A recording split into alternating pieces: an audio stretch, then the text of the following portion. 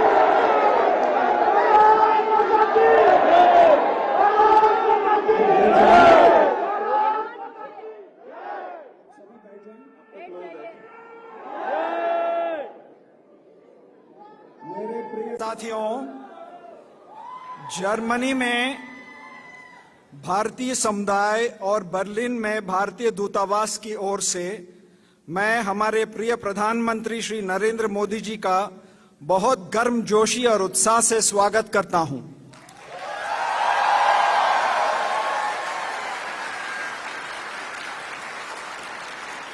आज हमारे यहां एकत्रित होने का आनंद हमारे प्रधानमंत्री जी की उपस्थिति से कई गुना बढ़ गया है। हमें ये अवसर प्रदान करने के लिए हम प्रधानमंत्री जी के आभारी रहेंगे। प्रिय साथियों, जर्मनी में भारतीय समुदाय आज 2 लाख से अधिक है। आप लोगों के निरंतर प्रयास और परिश्रम से आज भारतीय समुदाय जर्मनी में अपनी एक खास पहचान बना रहा है। यहाँ पढ़ रहे हमारे 30,000 से अधिक भारतीय छात्र भारत जर्मनी संबंधों के उज्जवल भविष्य का प्रतीक है।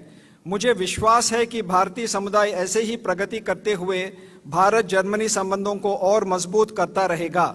जर्मनी में भारतीय समुदाय भले ही बाकी देशों की तुलना में संख्या में छोटा है, लेकिन आपके प्रति प्यार, आदर और आपके स्वागत करने के जोश में कोई कमी नहीं है। इन्हीं शब्दों के साथ मैं आपसे निवेदन करता हूं कि हमारे प्रिय प्रधानमंत्री श्री नरेंद्र मोदी जी का तालियों की गड़गड़ाहट से स्वागत करें।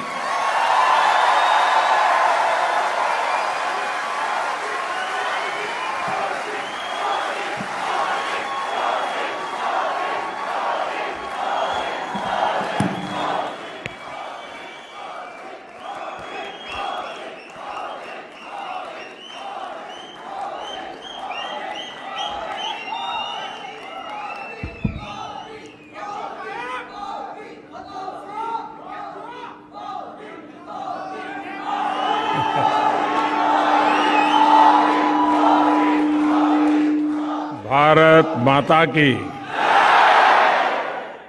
भारत माता की। नमस्कार।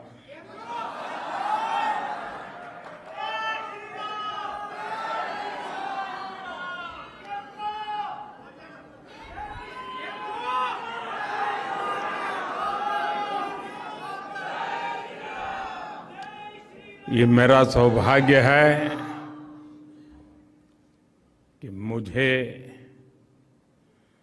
मां भारती के संतानों को आज जर्मनी में आकर के मिलने का अवसर मिला है।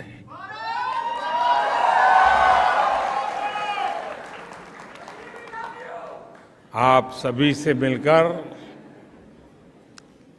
बहुत अच्छा लग रहा है।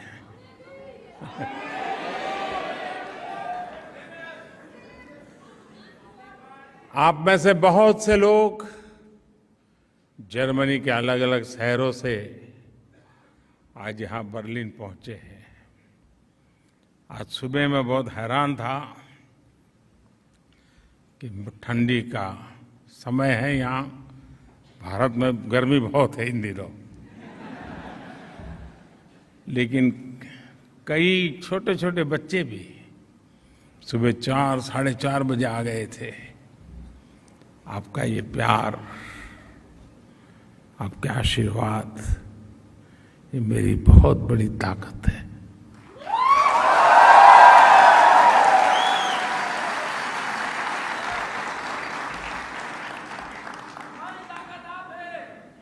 मैं जर्मनी पहले भी आया हूं, आप में से कई लोगों से पहले भी मिला हूं। आप में से कई लोग जब भारत आए हैं तब भी कभी कभी मिलने का मौका मिला है। और मैं देख रहा हूं कि हमारी जो नई पीढ़ी है, जो यंग जनरेशन है, ये बहुत बड़ी तादाद में नजर आ रहे हैं और इसके कारण युवा जोश भी है।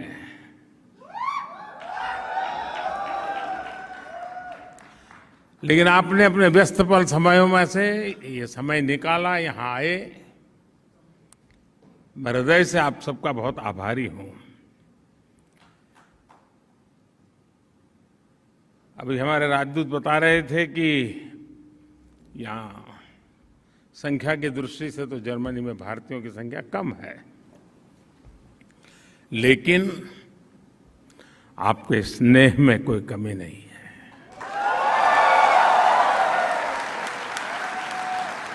आपके जोश में कोई कमी नहीं है। और ये दृश्य आज जब हिंदुस्तान के लोग देखते हैं तो उनका भी मन गर्व से भर जाता है। दोस्तों,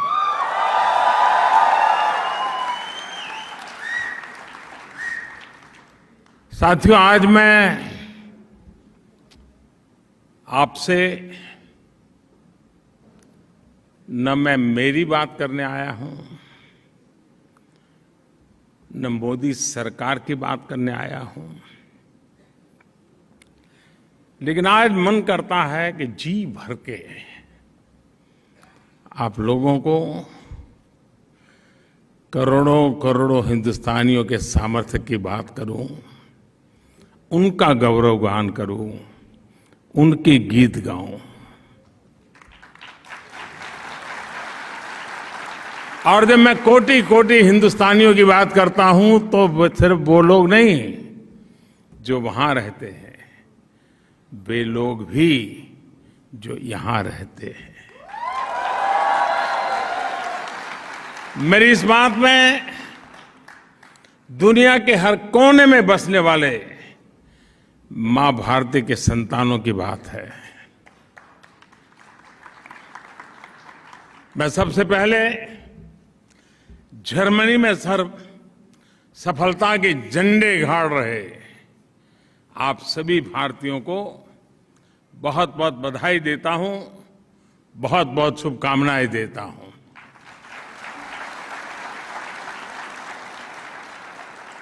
साथियों, 21वीं सदी का ये समय भारत के लिए, हम भारतीयों के लिए और विशेष करके हमारे नौजवानों के लिए बहुत महत्वपूर्ण समय है। आज भारत मन बन चुका है और भारत ने वो मन बना लिया है। भारत आज संकल्प लेकर के आगे बढ़ रहा है। आज भारत को पता है कहां जाना है, कैसे जाना है, कब तक जाना है।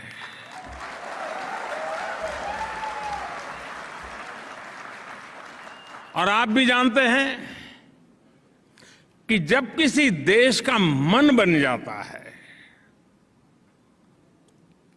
तो वो देश नए रास्तों पर भी चलता है और मनचाही मंजिलों को प्राप्त करके भी दिखाता है।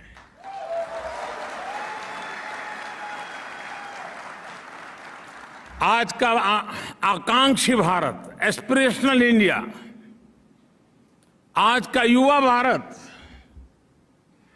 देश का तेज विकास चाहता है। वो जानता है कि इसके लिए राजनीतिक स्थिरता और प्रबल इच्छा शक्ति कितनी आवश्यक है, कितनी अनिवार्य है, वो आज का हिंदुस्तान भली भांति समझता है। और इसलिए भारत के लोगों ने 3 दशकों से चली आ रही राजनीतिक अस्थिरता के वातावरण को एक बटन दबा करके खत्म कर दिया।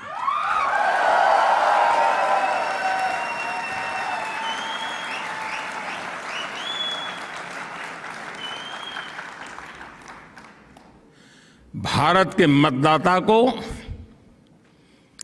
पिछले 7-8 साल में उसके वोट की ताकत क्या होती है और वो एक वोट हिंदुस्तान को कैसे बदल सकता है, उसका एहसास होने लगा है।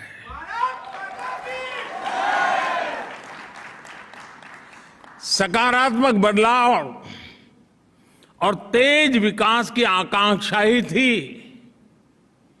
कि जिसके चलते 2014 में भारत की जनता ने पूर्ण बहुमत वाली सरकार चुनी और 30 साल के बाद ऐसा हुआ है। ये भारत की महान जनता की दूरदृष्टि है कि साल 2019 में उसने देश की सरकार को पहले से भी ज्यादा मजबूत बना दिया।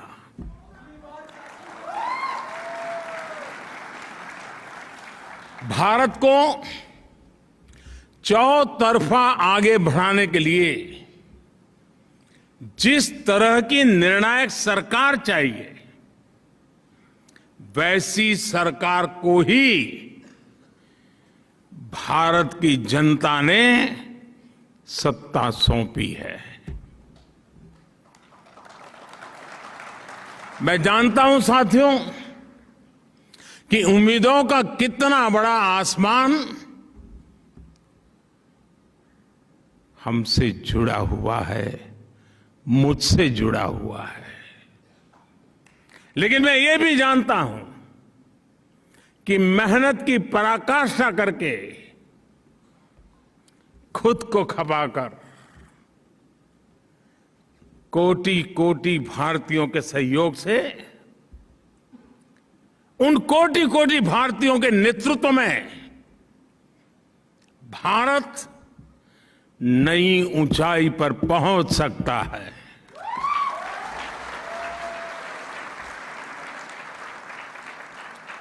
भारत अब समय नहीं गंवाएगा।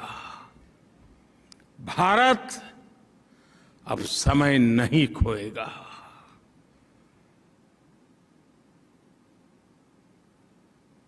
आज वक्त क्या है, इस वक्त का सामर्थ्य क्या है और इसी वक्त में पाना क्या है, वह हिंदुस्तान भली भांति जानता है।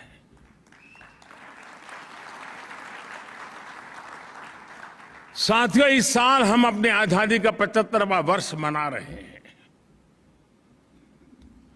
मैं देश का पहला प्रधानमंत्री ऐसा हूं जो आजाद हिंदुस्तान में पैदा हुआ हूं।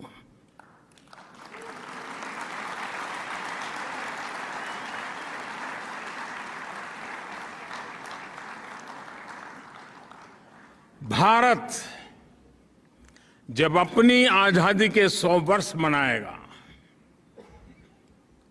अभी 25 साल हमारे पास है,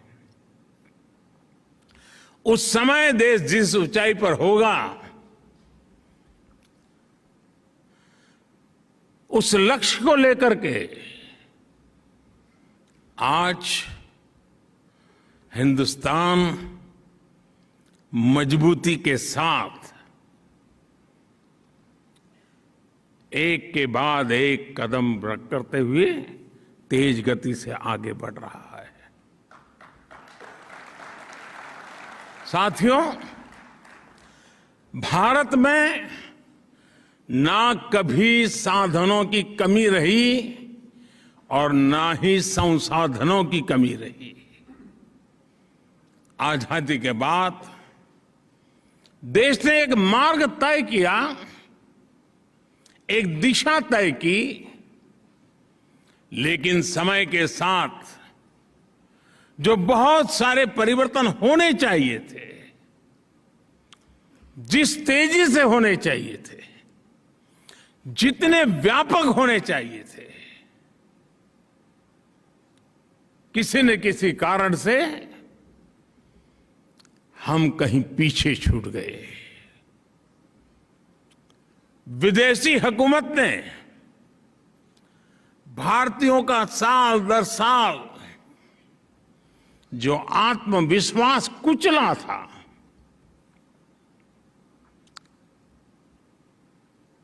उसकी भरपाई का एक ही उपाय था, फिर से एक बार भारत के जन जन में आत्मविश्वास भरना, आत्मगौरव भरना, और उसके लिए सरकार के प्रति भरोसा बनना बहुत जरूरी था।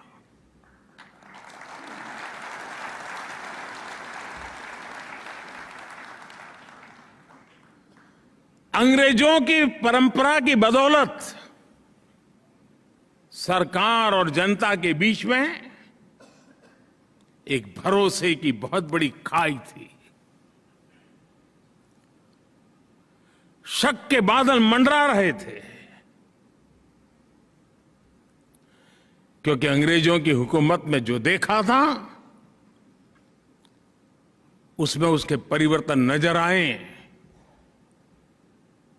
उसके लिए जो गति चाहिए, उस गति का अभाव था,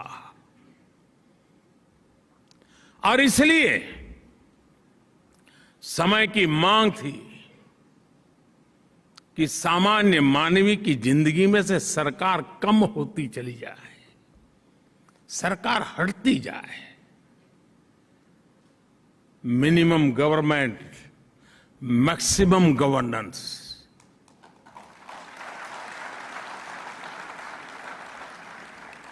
जहां जरूरत हो वहां सरकार का अभाव नहीं होना चाहिए,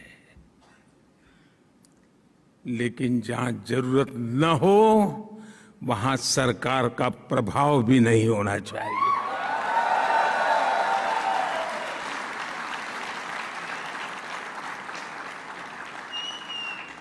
साथियों, देश आगे बढ़ता है जब देश के लोग, जनता जनार्दन स्वयं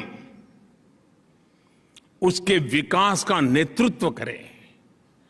देश आगे बढ़ता है जब देश के लोग आगे आकर के उसकी दिशा तय करें। अब आज के भारत में सरकार नहीं, मोदी नहीं, बल्कि देश की कोटि कोटि जन ड्राइविंग फोर्स पर बैठे हुए हैं।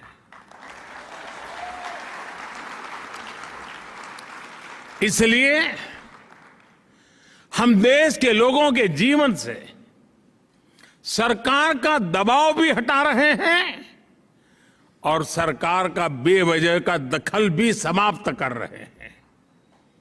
हम रिफॉर्म करते हुए देश को ट्रांसफॉर्म कर रहे हैं। और मैं हमेशा कहता हूं, रिफॉर्म के लिए पॉलिटिकल विल चाहिए, परफॉर्म के लिए गवर्नमेंट मशीनरी का एस्टैब्लिशमेंट चाहिए, और रिफॉर्म के लिए जनता जनार्दन की भागीदारी चाहिए, और तब जाकर के रिफॉर्म, परफॉर्म, ट्रांसफॉर्म की गाड़ी आगे बढ़ती है। आज Bharat ease of living, quality of life, ease of employment, quality of education, ease of mobility, quality of travel, ease of doing business, quality of services, quality of products, हर क्षेत्र में तेजी से काम कर रहा है, नए आयाम स्थापित कर रहा है। वही देश है जो आप जिसे छोड़ करके आए थे ना, यहां देश वही है।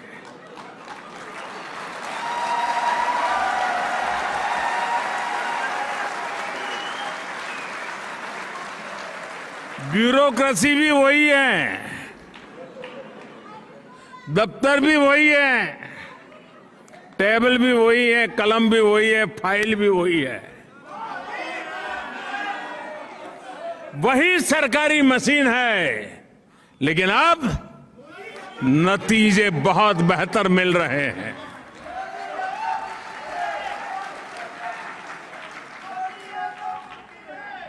साथियों, 2014 से पहले जब भी मैं आप जैसे साथियों से बात कर रहा था, तो एक बहुत बड़ी शिकायत, और आपको भी पुराने दिन याद होंगे या कभी आज जाते होंगे तो देखते होंगे, जहां भी देखो लिखा होता था वर्क इन प्रोग्रेस।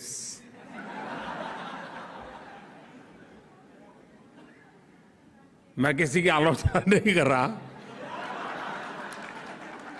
लेकिन हमारे यहां होता यही रहा कि पहले कहीं सड़क बनती है, फिर बिजली के लिए सड़क खोदी जाती है, फिर पानी वाले पहुंचते हैं, वो पानी फेर देते हैं, फिर टेलीफोन वाले आते हैं, वो कुछ और ही खड़ा कर देते हैं।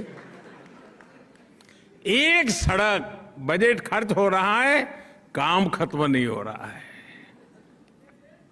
ये मैंने सिर्फ एक उदाहरण दिया क्योंकि आपने अपनी आंखों से देखा है, और इसलिए होता है कि सरकारी विभागों का एक दूसरे के साथ न तो संवाद होता है और न ही जानकारियों का कोई तालमेल।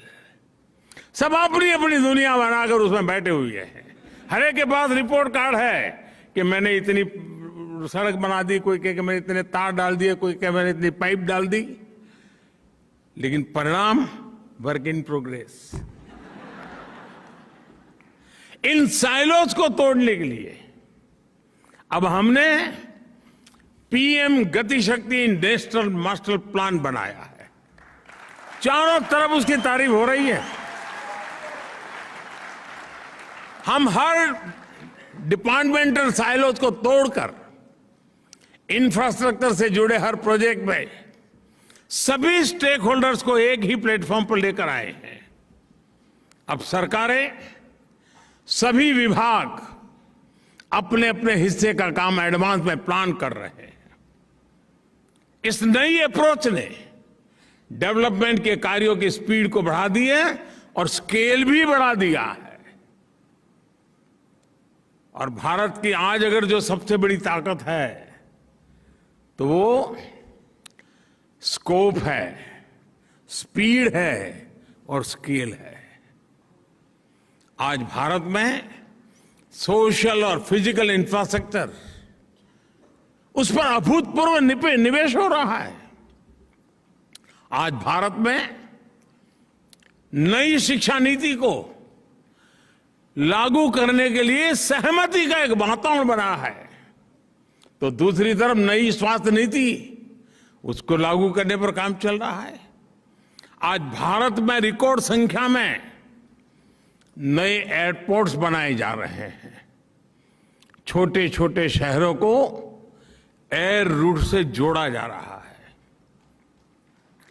भारत में मेट्रो कनेक्टिविटी पर जितना काम आज हो रहा है उतना पहले कभी नहीं हुआ। भारत में आज रिकॉर्ड संख्या में नए मोबाइल टावर्स लग रहे हैं। अब भारत 5G दस्तक दे रहा है भारत में भी। भारत में आज रिकॉर्ड संख्या में गांवों का ऑप्टिकल फाइबर से जोड़ा जा रहा है। कल्पना कर सकते 6 लाख गांवों में ऑप्टिकल फाइबर नेटवर्क पहुंचेगा। हिंदुस्तान के गांव दुनिया के साथ किस प्रकार से अपना नाता जोड़ेंगे, इसकी आप कल्पना कर सकते हैं। भारत में और जर्मनी में बैठे हुए आप लोग इस बात को ज्यादा समझ पाएंगे। भारत में जितनी फास्ट इंटरनेट कनेक्टिविटी है,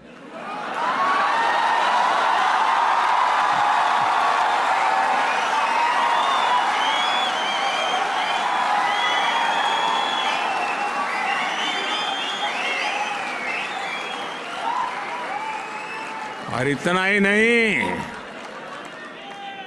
तालियां तो अब बजने वाली है। तालियां इस बात पर बजने वाली हैं कि जितना सस्ता डेटा है वो बहुत से देशों के लिए अकल्पनीय है।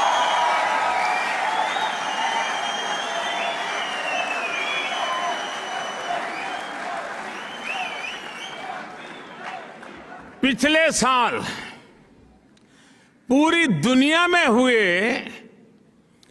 रियल टाइम डिजिटल पेमेंट्स, कान खोल दो, रियल टाइम डिजिटल पेमेंट में से मैं पूरी दुनिया की बात कर रहा हूं। अब भारत छोटा नहीं सोचता है।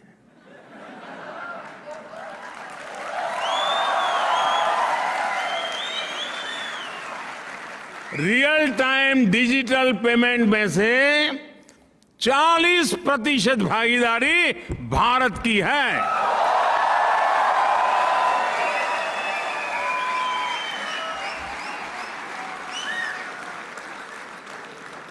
साथियों, मैं एक और बात आपको बता दूं, जिसे जानकर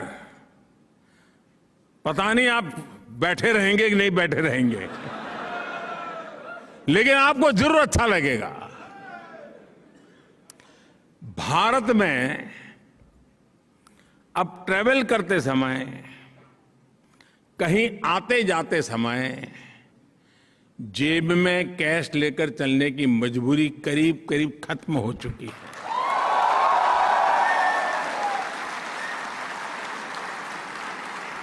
दूर सुदूर के गांव तक भी अपना मोबाइल फोन पर ही हर तरह के पेमेंट आपके लिए काफी है। दोस्तों,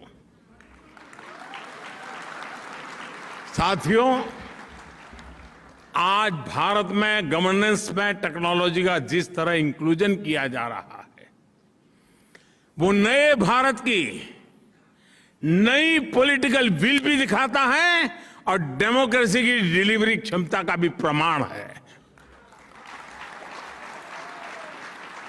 आज केंद्र, राज्य और लोकल सरकारों की लगभग,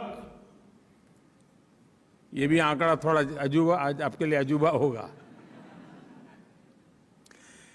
केंद्र सरकार, राज्य सरकार और लोकल सेल्फ गवर्नमेंट, इनकी करीब करीब 10,000 सेवाएं, 10,000 सर्विसेज ऑनलाइन उपलब्ध है।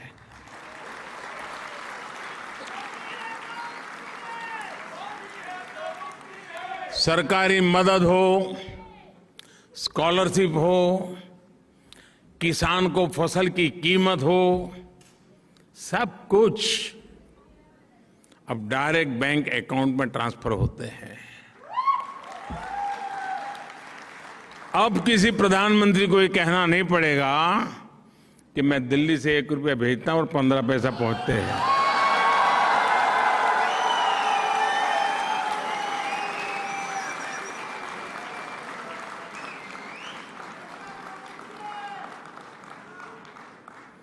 वो कौन सा पंजा था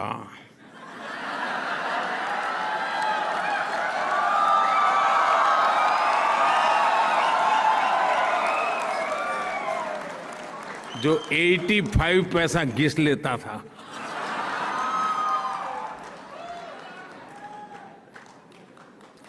आपको ये जानकर भी अच्छा लगेगा कि बीते 7-8 साल में भारत सरकार ने, आंकड़े याद रहेंगे मैं इतना सारा बता रहा हूं,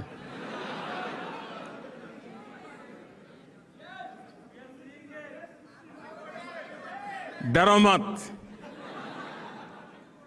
ये आप ही का पुरुषार्थ है, आप ही की कमाल है। पिछले 7-8 साल में भारत सरकार ने डीबीटी, डायरेक्ट बेनिफिट ट्रांसफर, सीधा एक क्लिक किया, जो हकदार है उसके खाते में पैसे चले गए। डायरेक्ट जो डीबीटी के द्वारा हमने पैसे भेजे वो अमाउंट है 22 लाख करोड़ रुपए से अधिक। यानी अब आप जर्मनी में हैं तो आपको बता दूं, $300 बिलियन से भी ज्यादा बेनिफिशियरीज के खाते में पैसे पहुंचे हैं। बीच में कोई बिचौलिया नहीं, कोई कट की कंपनी नहीं, कहीं कट मनी नहीं। इस वजह से सिस्टम में कितनी बड़ी ट्रांसपेरेंसी आई है और उसके कारण जो भरोसे की खाई थी, उस खाई को भरने का बहुत बड़ा काम इन नीतियों के कारण, इस नीयत के कारण और इस टेक्नोलॉजी के माध्यम से हो पाया है।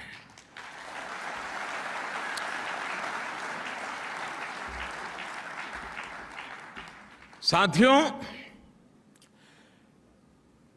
ऐसे टूल्स जब हाथ में आते हैं, जब नागरिक एम्पावर होता है, तो बहुत स्वाभाविक है वो आत्मविश्वास से भर जाता है।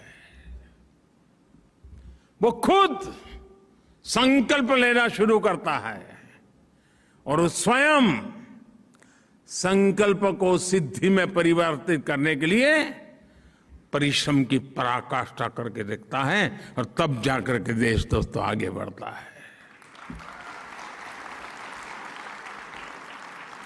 और इसलिए दोस्तों, नया भारत आप सिर्फ सिक्योर फ्यूचर की नहीं सोचता, बल्कि भारत रिस्क लेता है, इनोवेट करता है, इंक्यूबेट करता है। मुझे याद है 2014 के आसपास हमारे देश में, इतना बड़ा देश, सिर्फ 200-400 ही स्टार्टअप्स हुआ करते थे। कितने? जरा याद रख के बोलो ना यार। हाँ, और आज 8 साल पहले 200, 300 या 400 स्टार्टअप्स आज 68,000 से भी ज्यादा स्टार्टअप्स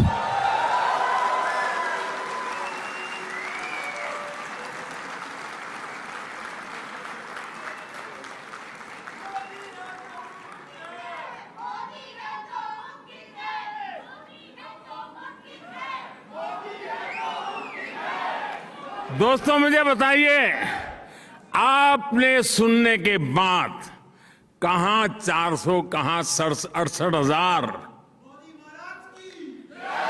200-400 से 68,000, आपका सीना गर्व से भर गया कि नहीं भर गया?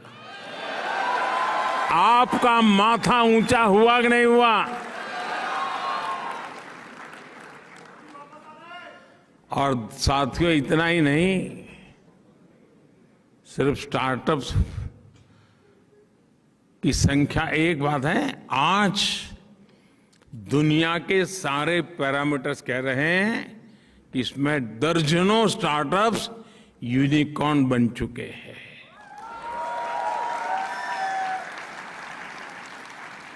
और अब मामला यूनिकॉर्न पर अटका नहीं है दोस्तों, आज मैं गर्व से कहता हूं कि मेरे देश में बहुत सारे यूनिकॉर्न्स देखते ही देखते डेकाकॉर्न भी बन रहे हैं, यानी $10 बिलियन का लेवल भी पार कर रहे हैं। मुझे याद है, मैं जब गुजरात में सीएम वाली नौकरी करता था, और किसी भी हमारे साथी बाबू को पूछता है बच्चे क्या करते हैं, तो बोले आईएएस की तैयारी करता है। ज्यादातर यही कहते थे। आज भारत सरकार में बाबुओं से पूछता हूं कि भाई क्या करते हैं बेटे, बेटी क्या कर रही है, बोले साहब वो तो स्टार्टअप में लग गए। ये परिवर्तन छोटा नहीं है दोस्तों।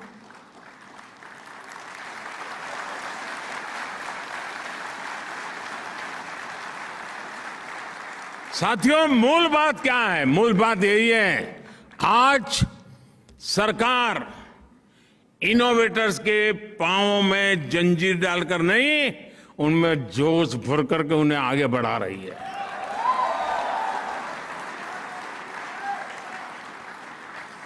अगर आपको जियो स्पेशल क्षेत्र में इनोवेशन करना हो, नए तरह के ड्रोन बनाना हो, या स्पेस के क्षेत्र में कोई नई सैटेलाइट या रॉकेट बनाना हो, इसके लिए सबसे खुला, सबसे नर्चरिंग वातावरण आज हिंदुस्तान में उपलब्ध है दोस्तों।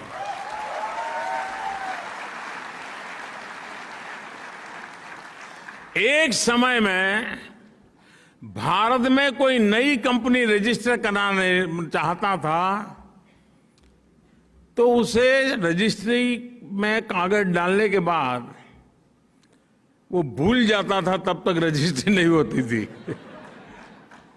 महीने लग जाते थे। जब भरोसा बढ़ जाता है, सरकार का नागरिकों पर भरोसा बढ़ता है, नागरिकों का सरकार पर भरोसा बढ़ता है, अविश्वास की खाई खत्म होती है। नतीजा ये आता है कि आज अगर कंपनी रजिस्टर करनी है तो 24 घंटे लगते हैं दोस्तों, 24 घंटे।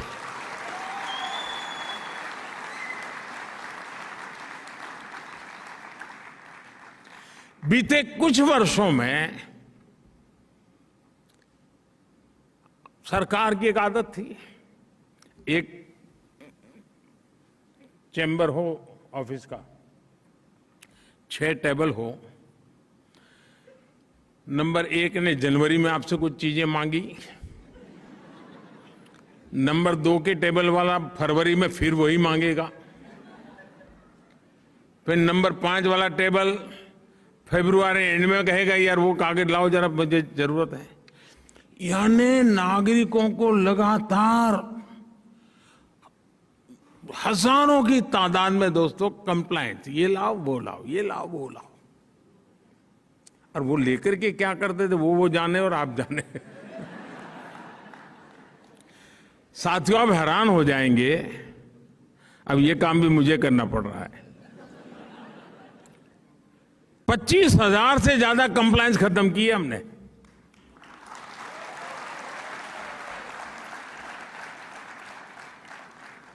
इतना ही नहीं, मैं 2013 में चुनाव के लिए तैयारी कर रहा था, क्योंकि मेरी पार्टी ने घोषित कर दिया था कि इसको प्रधानमंत्री बनाने वाले हैं। तो मैं जाता गया ऐसे भाषण करता था लोगों से। तो एक दिन दिल्ली में सब व्यापारियों ने मुझे बुलाया, तो व्यापारी का बड़ा सम्मेलन था, और उसमें जो मेरे आगे सज्जन बोल रहे थे वो कह रहे थे देखिए वो कानून बना है, वो कानून बना है, ये कानून बना है, इसका कानून बना, सारा ढेर सारे कानून बता रहे थे। अब चुनाव के समय तो सब लोग यही कहते हैं ठीक है मैं कर लूंगा, लेकिन दोस्तों मैं जरा दूसरी मिट्टी का इंसान हूं।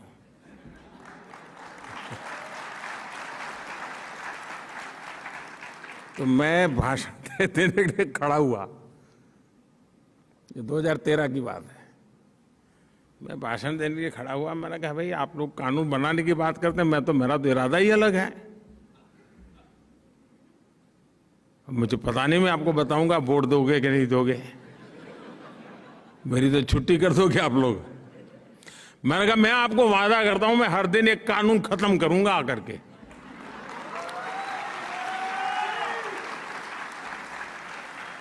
बहुत लोगों को आश्चर्य हुआ था कि ये इंसान को कुछ समझ नहीं है रहा सरकार क्या होती है, ऐसे ही माना होगा और क्या।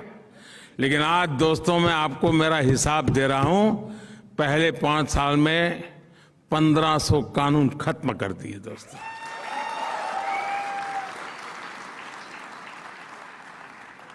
ये सब क्यों? ये नागरिकों पर ये कानूनों की जंजाल का बोझ क्यों? ये भारत देश आजाद हो चुका है ना, देश मोदी का नहीं है, देश 130 करोड़ नागरिकों का है।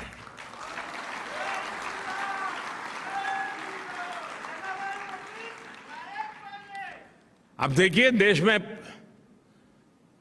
पहले तो हमारा देश की विशेषता देखिए साहब, देश एक संविधान 2 थे।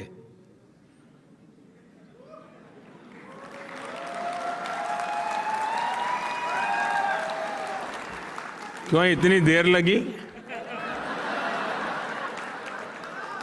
पुराने जमाने में कहते थे ट्यूबलाइट।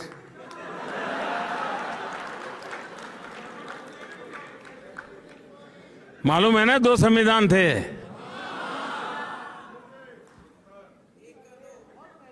7 दशक हो गए दोस्तों, 7 दशक हो गए एक देश एक संविधान लागू करते करते। अब लागू हुआ दोस्तों।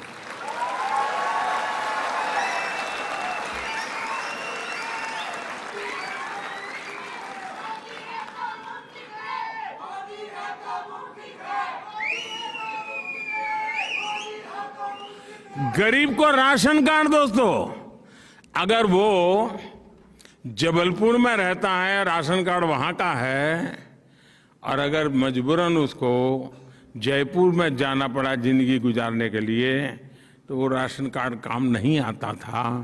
देश एक ही था लेकिन राशन कार्ड अलग थे। आज 1 नेशन 1 राशन कार्ड हो गया।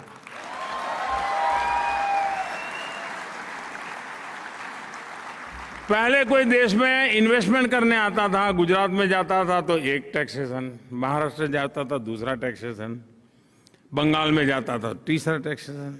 अगर उसकी 3-4 कंपनियां, एक कंपनी गुजरात में, दूसरी कंपनी महाराष्ट्र में, तीसरी बंगाल, तो तीनों जगह पे अलग अलग चार्टर्ड अकाउंटेंट को अलग अलग कानूनों से कारोबार चलता था। दोस्तों आज टैक्स व्यवस्था एक जैसी लागू हो गई कि नहीं हो गई? और हमारी वित्त मंत्री यहां बैठी है, निर्मला जी।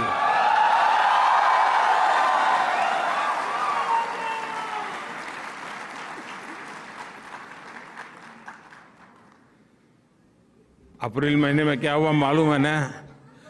जीएसटी का रिकॉर्ड कलेक्शन हो गया है 1,68,000 रुपीज, 1,68,000 करोड़।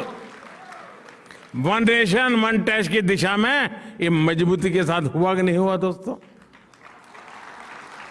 साथियों, मेक इन इंडिया आज आत्मनिर्भर भारत का ड्राइविंग फोर्स बन रही है।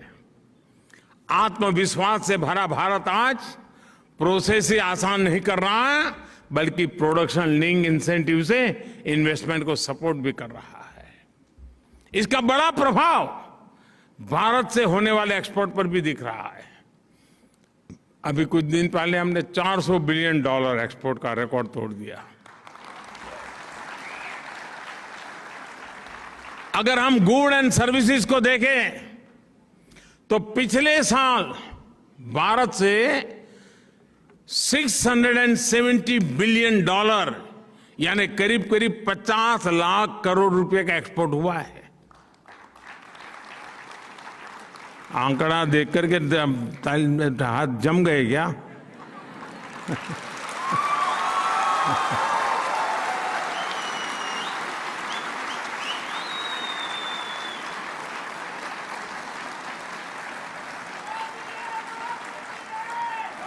भारत के अनेक नए जिले नए नए देशों में नए नए डेस्टिनेशन पर एक्सपोर्ट के लिए अपना दायरा बढ़ा रहे हैं और तेजी से एक्सपोर्ट हो रहा है। और उसका एक मजा भी है, जो आज देश में बन रहा है ना, जीरो डिफेक्ट जीरो इफेक्ट के मंत्र से लेकर के चल रहा है कि प्रोडक्शन की क्वालिटी में डिफेक्ट नहीं है और प्रोडक्शन में एनवायरनमेंट पर कोई इफेक्ट नहीं है।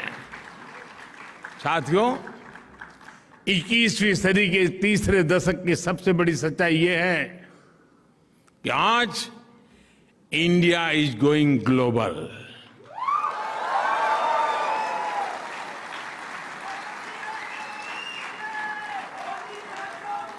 कोरोना के इसी काल में भारत ने 150 से ज्यादा देशों को जरूरी दवाइयां भेजकर अनेकों जिंदगियां बचाने में मदद की है। जब भारत को कोविड के वैक्सीन बनाने में सफलता मिली तो हमने अपनी वैक्सीन से करीब 100 देशों की मदद की है। दोस्तों, साथियों, आज का ताजा खबर,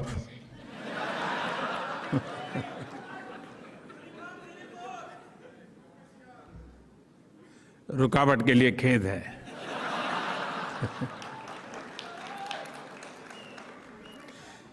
आज विश्व में गेहूं की कमी का सामना दुनिया कर रही है। फूड सिक्योरिटी के लेकर के दुनिया में बड़े बड़े देश चिंतित है। उस समय हिंदुस्तान का किसान दुनिया का पेट भरने के लिए आगे आ रहा है।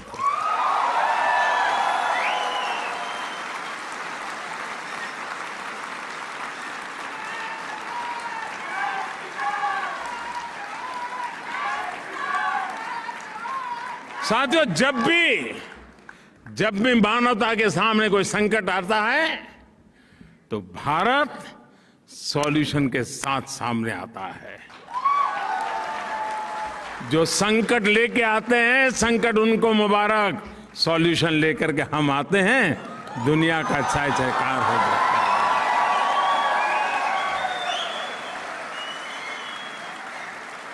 है। यही दोस्तों, यही नया भारत है, यही नए भारत की ताकत है।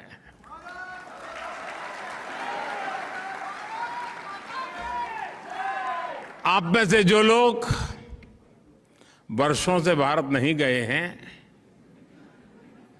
शर्मिंदगी मत महसूस करो, लेकिन उनको जरूर लगता होगा आखिर ये हुआ कैसे, इतना बड़ा परिवर्तन आया कैसे।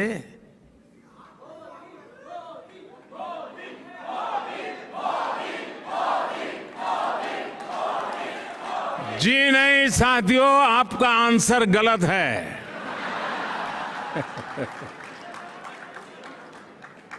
मोदी ने कुछ नहीं किया है, 130 करोड़ देशवासियों ने किया है।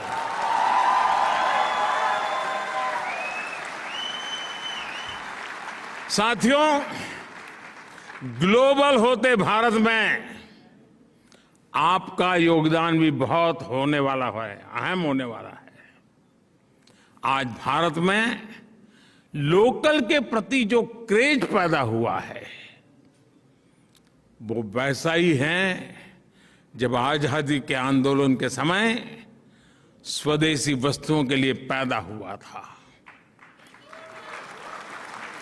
अरसे तक हमने देखा कि लोग ये बताया करते थे कि ये चीज हमने उस देश से खरीदी है, ये चीज उस देश की है, लेकिन आज भारत के लोगों में अपने स्थानीय उत्पादों को लेकर के गर्व की नई अनुभूति आई है। आपको भी पता होगा, आज से 20 साल 10 साल पहले जब आप घर चिट्ठी लिखते थे कि मैं फलानी तारीख को आ रहा हूं, तो फिर घर से चिट्ठी आती थी, आते समय ये ले आना। आज जब जाते हो तो घर से चिट्ठी आती है कि यहां सब मिलता है, मत लाना।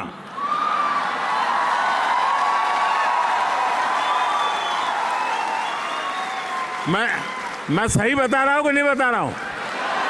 यही है ना।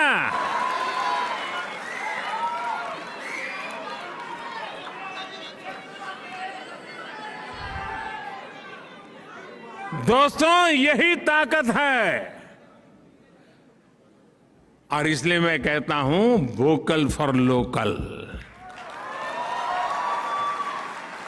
लेकिन आपका लोकल यहां वाला नहीं।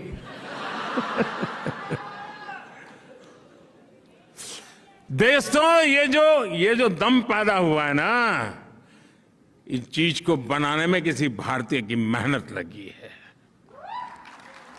उस हर प्रोडक्ट के किसी भारतीय के पसीने की महक है दोस्तों, उस मिट्टी की सुगंध है दोस्तों।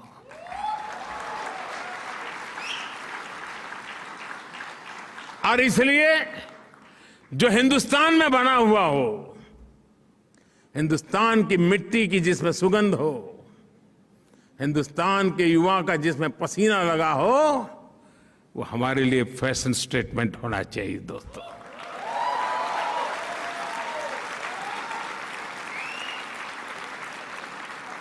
आप देखिए, एक बार ये फीलिंग अनुभव करेंगे ना, तो वाइब्रेशन अगल बगल में पहुंचते देर नहीं लगे लोगों। और फिर देखना जब जाओगे आप कि मैं हिंदुस्तान जा रहा हूं 10 दिन के लिए, तो यहां से लोग चिट्ठी देंगे कि वापस आते समय हिंदुस्तान से ले आना।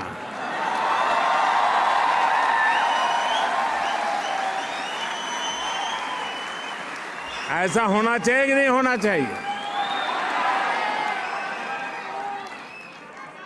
ये काम आपको करना चाहिए कि नहीं करना चाहिए? देशियों में एक शानदार उदाहरण बताता हूं आपको। बड़ा सिंपल सा उदाहरण बताता हूं। और मैं उदाहरण देना चाहूं खादी। आप में से सब खादी को जानते हैं। खादी और नेता,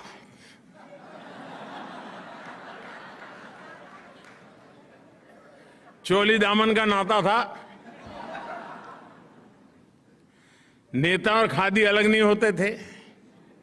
खादी आते ही नेता दिखता था, नेता दिखते ही खादी दिखती थी। जिस खादी को महात्मा गांधी ने जिया, जिस खादी ने भारत में आजादी के आंदोलन को ताकत दी, लेकिन दुर्भाग्य से आजादी के बाद उस खादी का भी वही हाल हुआ जो आजादी के दीवानों के सपनों का हुआ था। क्या देश का दायित्व नहीं था? जिस खादी से गरीब मां को रोजी मिलती है, जिस खादी से विधवा मां को अपने बच्चों को बड़ा बनाने के लिए सहारा मिलता था, लेकिन धीरे धीरे धीरे उसको उसके नसीब पर छोड़ दिया गया और एक प्रकार से वो मृत्यु के कगार पर आके खड़ा था। मैं मुख्यमंत्री बना तो मैंने बीड़ा उठाया। मैंने कहा, भाई आप बड़े गर्व से कहते हैं घर में किसी को कि मेरे पास ये फैब्रिक है, ये फैब्रिक है, ये फैब्रिक है, यहाँ की साड़ी है, यहाँ की साड़ी है, यहाँ का कुर्ता है, कहते हैं ना? हाँ, बोलो तो सही। अरे सच बोलने में क्या जाता है यार। तो मैं कहता था यार एक आध खादी भी तो रख लो। मेरे पास ये फैब्रिक है, खादी भी रख लो। साथियों, बात बहुत छोटी थी, लेकिन मैं आज देश के सामने सर झुकाता हूं। मेरे देश ने इस बात को भी गले लगाया और आपको जानकर के आज आनंद होगा, आजादी के 75 साल के बाद पहली बार जब देश आजादी का अमृत महोत्सव मना रहा है, इस वर्ष खादी का कारोबार 1 लाख करोड़ रुपयों को पार कर गया। पहली बार हुआ। कितने गरीब विधवा माताओं को रोजी रोटी मिली होगी। देखो, पिछले 8 साल में खादी के उत्पादन में जो लगभग 250% की वृद्धि हुई है। और आप दायरा देखिए दोस्तों, मैं जिस मिजाज से स्टार्टअप की बात करता हूं ना, उसी मिजाज से खादी की भी बात करता हूं।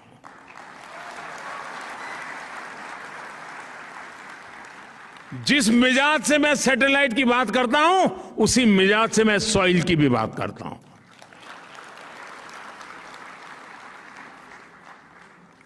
साथियों, आज मैं आप सभी से ये आग्रह करूंगा कि भारत के लोकल को ग्लोबल बनाने में आप भी मेरा साथ दीजिए।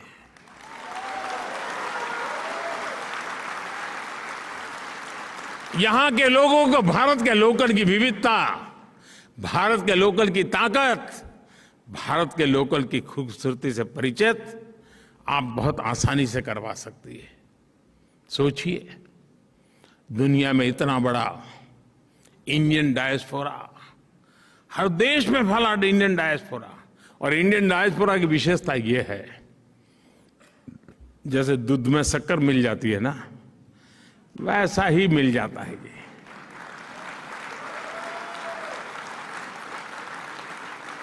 और पता ही नहीं चलता, वैल्यू एडिशन कर देता है, दूध को मीठा बना देता है।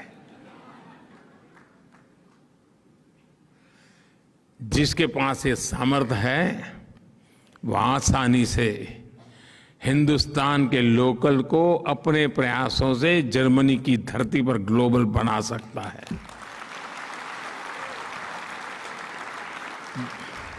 करोगे? कैसी आवाज दब गई? करोगे? कहने में क्या जाता है, मोदी जी कहां भी दोबारा आए।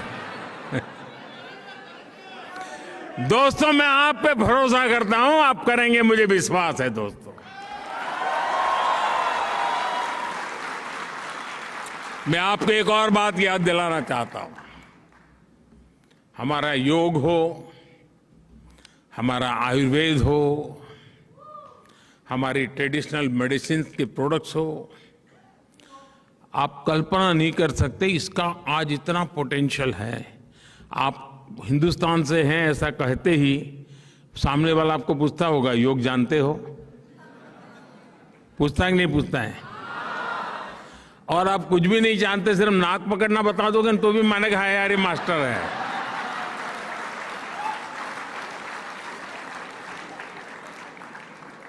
भारत के ऋषि मुनियों की तपस्या की आबरू इतनी है कि आप एक छोटा सा बोर्ड लगा दो या कोई ऑनलाइन प्लेटफॉर्म खड़ा कर दो और नाक पकड़ना सिखा दो, डॉलर देकर के फी देने आएगा कि नहीं आएगा?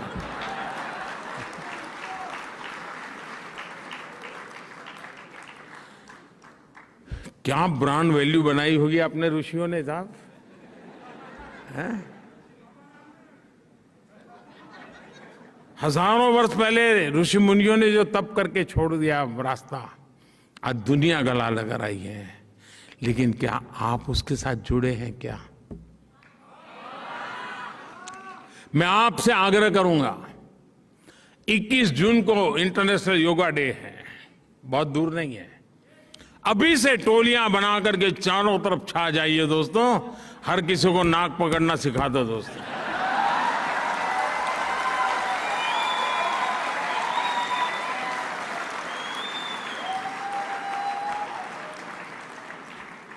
नाक काटना नहीं सिखाना है। साथियों, आज आपके बीच एक विषय की चर्चा करना चाहता हूं, वो है क्लाइमेट एक्शन। भारत में क्लाइमेट चैलेंज से निपटने के लिए हम पीपल पावर से टेक पावर तक हर समाधान पर काम कर रहे हैं। बीते 8 साल में हमने भारत में एलपीजी कवरेज को 50% से आसपास से बढ़ाकर करीब 100% कर दिया। भारत का एलईडी बल्ब, आप जर्मनी वाले हैं तो जरा बल्ब वाली बात जल्दी समझोगे। भारत का लगभग हर घर अब एलईडी बल्ब उपयोग कर रहा है। स्ट्रीट लाइट्स एलईडी हुए। उजाला योजना के तहत हमने देश में करीब करीब 37 करोड़ एलईडी बल्ब बांटे हैं, 37 करोड़। और एलईडी बल्ब का उपयोग ऊर्जा बचत के लिए होता है, एनर्जी सेविंग के लिए होता है। और आप जर्मनी में सीना ठोक करके लोगों को कह सकते हैं कि भारत ने एक छोटा सा परिवर्तन ला करके क्या किया है, और इसके कारण लगभग 48,000 मिलियन किलोवाट आवर बिजली बची है। और प्रतिवर्ष करीब करीब 4 करोड़ टन कार्बन एमिशन कम हुआ है, 4 करोड़ टन कार्बन एमिशन कम हुआ है। आप कल्पना कर सकते हैं कि इस एक योजना ने एनवायरमेंट की कितनी बड़ी रक्षा की है। साथियों, ऐसे ही प्रयासों की वजह से आज भारत अभूतपूर्व स्तर पर ग्रीन जॉब्स के क्षेत्र में एक नया क्षेत्र खोल रहा है, आगे बढ़ रहा है। मुझे खुशी है कि भारत और जर्मनी ने भी क्लीन एनर्जी को लेकर एक बहुत बड़ी पार्टनरशिप की तरफ कदम उठाया है। साथियों, आजादी के अमृत महोत्सव में हमने क्लाइमेट रिस्पॉन्सिबिलिटी को नेक्स्ट लेवल पर ले जाने का भी फैसला किया है। मैं आपको एक उदाहरण देता हूं। भारतीयों ने देश के हर जिले में, हर डिस्ट्रिक्ट, यानी आप अंदाज कर सकते हैं जी क्या क्या मैं बता रहा हूं, हर डिस्ट्रिक्ट में 75 नए अमृत सरोवर बनाने का संकल्प लिया है, तालाब बनाने का। यानी देश में करीब करीब आने वाले 500 दिवस में, 500 डेज में 50,000 नए वाटर बॉडीज बनेंगे, पॉन्ड्स बनेंगे, या तो पुराने पॉन्ड को पुनर्जीवित किया जाएगा।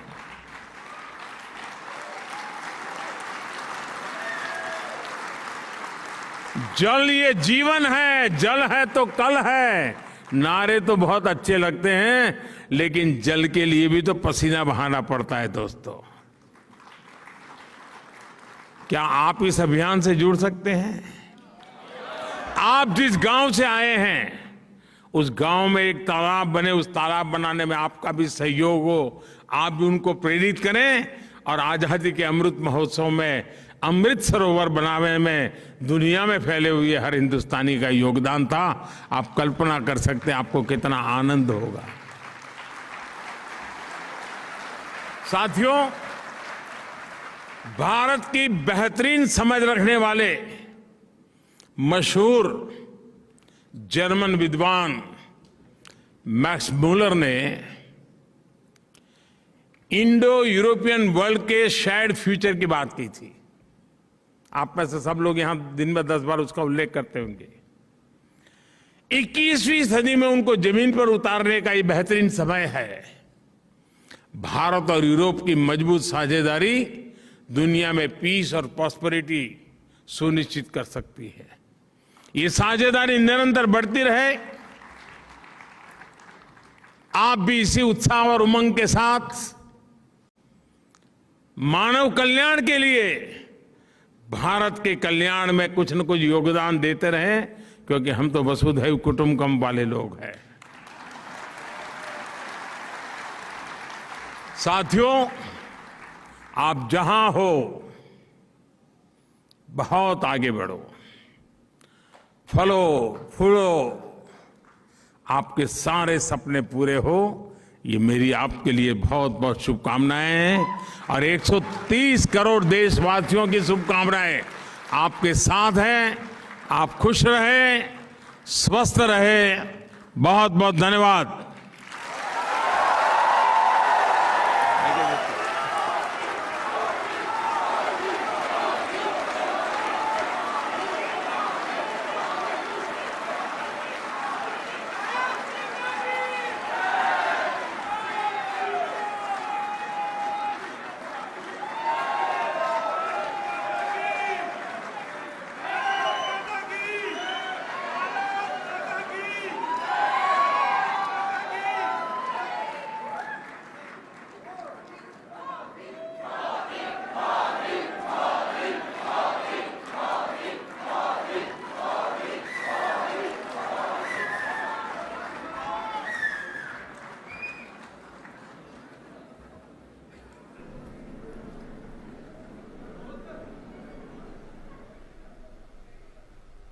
तो सीधे दृश्य आप देख रहे थे। प्रधानमंत्री नरेंद्र मोदी ने बर्लिन में भारतीय समुदाय को संबोधित किया। प्रधानमंत्री ने वहां पर जो भारतीय समुदाय मौजूद था उनके उत्साह को बढ़ाते हुए, उनका हौसला अफजाई करते हुए बताया कि किस तरह से जो भारतीय समुदाय है देश के कोने कोने में और विदेशों में जो भारतीय समुदाय है उसका कितना महत्व है और वो कितना महत्व दे सकता है नए भारत के योगदान में, नए भारत को आगे बढ़ाने में।